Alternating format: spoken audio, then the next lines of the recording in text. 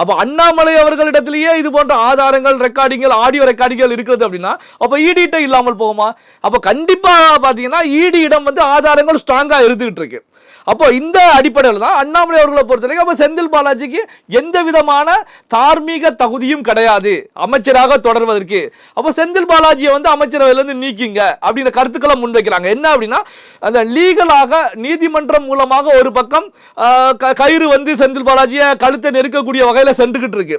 இப்படியான சூழ்நிலையிலையும் திமுகவை பொறுத்த வரைக்கும் முதல்வர் மு.க. ஸ்டாலின் அவர்களை பொறுத்த வரைக்கும் இதுல இருந்து நீக்கலை அப்படின்னா பெரிய ஒரு நெருக்கடியா திமுக சந்திக்க போகிறது அப்படிங்கிறத சொல்ல முடியும். அந்த அடிப்படையில் அண்ணாமலை அவர்களை பொறுத்த வரைக்கும் தார்மீக அடிப்படையில் நீக்கிங்க அப்படிங்கிற கருத்துக்களை முன்வைக்கிறாங்க.